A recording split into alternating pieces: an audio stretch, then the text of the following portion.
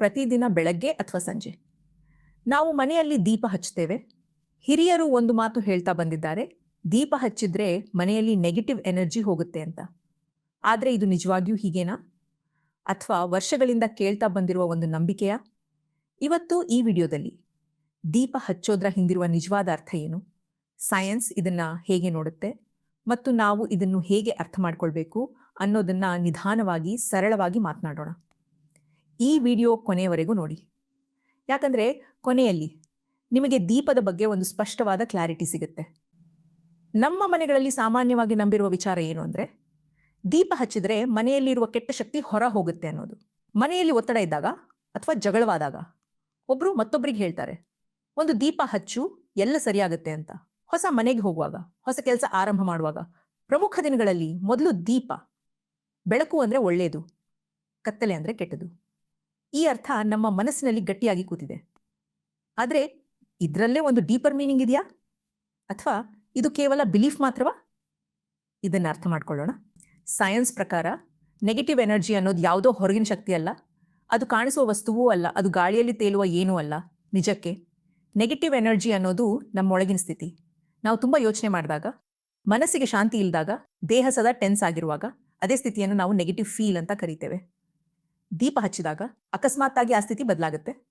ನಾವು ಒಂದು ಕ್ಷಣ ನಿಲ್ತೇವೆ, ದೀಪದ ಬೆಳಕನ್ನು ನೋಡ್ತೇವೆ, ಉಸಿರಾಟ ನಿಧಾನವಾಗುತ್ತದೆ, ಮನಸ್ಸು ಸ್ವಲ್ಪ ಸೆಟಲ್ ಆಗುತ್ತದೆ. ಇದನ್ನು ಸೈನ್ಸ್ನಲ್ಲಿ ಮನಸ್ಸು ಒಂದೇ ಕಡೆ ಕಾನ್ಸಂಟ್ರೇಟ್ ಆಗುವುದು ಅಂತ ಹೇಳ್ತಾರೆ.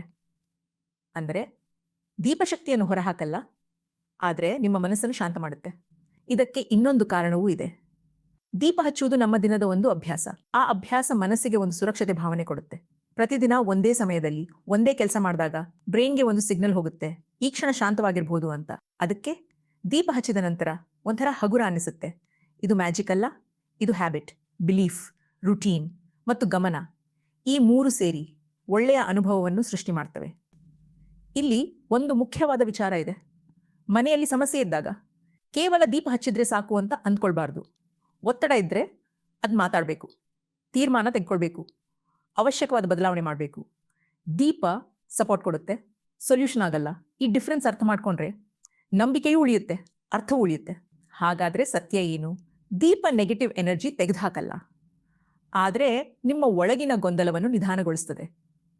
ದೀಪವನ್ನು ಅರ್ಥದ ಜೊತೆ ಬಳಸಿದ್ರೆ ಅದು ಒಳ್ಳೆಯ ಅಭ್ಯಾಸವಾಗ್ತದೆ. ಅಂಧವಾಗಿ ನಂಬೋದು ಬೇಡ, ಎಲ್ಲವನ್ನೂ ತಿರಸ್ಕರಿಸುವುದು ಬೇಡ. ಜ್ಞಾನ ಜೊತೆ ಇರುವ ನಂಬಿಕೆ, ಅದೇ ನಿಜವಾದ ಬಲ. ಈ ವಿಡಿಯೋ ನಿಮ್ಮ ಮನಸ್ಸಿಗೆ ಸ್ವಲ್ಪ ಕ್ಲಾರಿಟಿ ಕೊಟ್ಟಿದ್ರೆ ಒಂದು ಲೈಕ್ ಮಾಡಿ. ಯಾರಿಗಾದರೂ ಉಪಯೋಗ ಆಗಬಹುದು ಅಂದರೆ ಶೇರ್ ಮಾಡಿ. ಇಂಥ ಸಿಂಪಲ್, ಪ್ರಾಕ್ಟಿಕಲ್ ಮಿತ್ ವರ್ಸಸ್ ಟ್ರೂತ್ ಕನ್ನಡ ವಿಡಿಯೋಸ್ ಬೇಕಾದರೆ ಚಾನೆಲ್ ಸಬ್ಸ್ಕ್ರೈಬ್ ಮಾಡಿ. ಮುಂದಿನ ವಿಡಿಯೋದಲ್ಲಿ ಮತ್ತೊಂದು ಸಾಮಾನ್ಯ ನಂಬಿಕೆಯನ್ನು ನಿಜವಾದ ಅರ್ಥದ ಜೊತೆ ಮಾತನಾಡೋಣ.